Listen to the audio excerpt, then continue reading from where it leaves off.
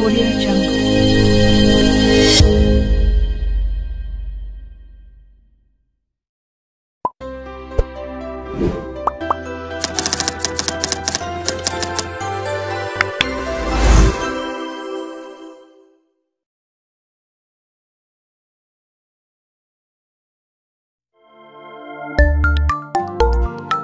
Transportasi sel adalah proses bagaimana benda-benda bergerak masuk atau keluar dari sel melalui membran sel. Ada dua kategori besar transportasi sel, yaitu transport pasif dan transport aktif. Di mana kategori yang pertama adalah transport pasif. Transportasi pasif sel adalah proses yang tidak memerlukan energi, sebagai contoh yaitu difusi. Difusi sendiri adalah proses pasif di mana partikel bergerak ke dalam atau keluar dari sel dari konsentrasi tinggi ke konsentrasi rendah. Ada jenis difusi yang dikenal sebagai difusi terfasilitasi, di mana difusi tersebut dapat menjadi protein pembawa atau saluran transmembran pada konsentrasi tinggi atau kondisi hipertonik. Sel memiliki lebih banyak jumlah zat terlarut dan lebih sedikit jumlah molekul air. Namun, lingkungan eksternal tidak memiliki konsentrasi zat terlarut yang hipertonik dan lebih banyak jumlah molekul airnya. Osmosis adalah difusi molekul air melintasi membran semipermeabel. Mengingat osmosis hanya dapat terjadi melintasi membran semipermeabel, namun difusi dapat terjadi dalam campuran dan melintasi membran semipermeabel. Molekul air berpindah dari larutan hipertonik ke larutan hipotonik. Sebagai kondisi, hipertonik memiliki lebih banyak jenis molekul air dibandingkan dengan larutan hipotonik ini. Untuk menyeimbangkan gradien konsentrasi, melintasi membran transport pasif terjadi tanpa memerlukan energi dan berlangsung dalam satu arah, yaitu dari konsentrasi tinggi ke konsentrasi rendah.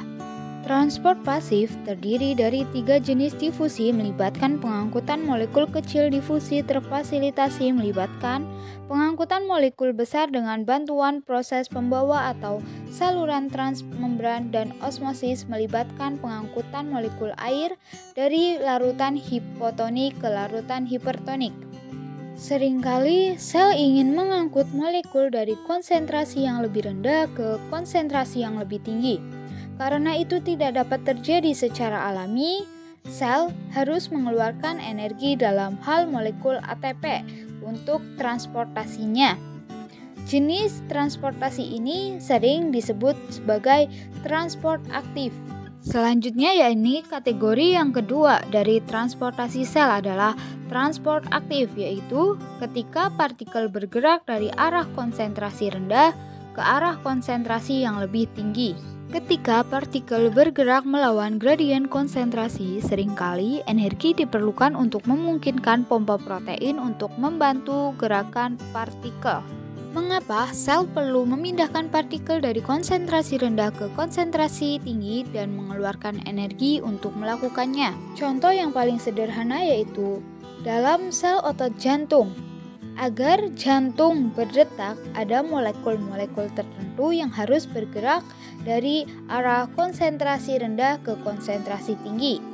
Bagian sel-sel otot jantung untuk bekerja, jadi hal utama yang perlu diingat adalah konsentrasi transport pasif terjadi secara otomatis tanpa energi yang diperlukan. Dengan begitu, kita dapat memahami transport membran pasif sel dan atau transport membran aktif. plasma merupakan lapisan terluar sel yang diantaranya terdapat selaput halus yang elastis. Membran sel berperan penting dalam melindungi inti sel serta menjaga keberlangsungan hidup. Membran sel bekerja di dalam sitoplasma dan akan mengatur seluruh inti sel karena keluar masuk bahan dilakukan oleh membran ini. Seringkali membran sel mengapit molekul besar yang larut air seperti protein, karbohidrat, maupun zat yang berperan dalam metabolisme komponen utama. Penyusun membran sel adalah lipid dan protein.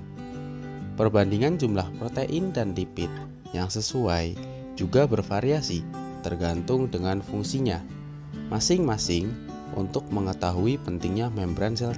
Berikut beberapa fungsi membran sel dalam tubuh, antara lain sebagai berikut. 1. Melindungi bagian sel. 2. Memberi bentuk sel. 3. Media komunikasi antar lingkungan sel. Yang keempat, melakukan seleksi pada zat yang keluar masuk sel. Yang kelima, menjadi tempat berlangsungnya reaksi kimia. Yang keenam, berperan sebagai reseptor dari rangsangan luar. Yang ketujuh, memperkokoh sel. Yang kedelapan, berperan sebagai transport membran. Yang kesembilan, berperan dalam menjaga komponen sel terisolasi dari luar. Yang kesepuluh, menyelubungi sel. Yang kesebelas, mengatur pertumbuhan sel.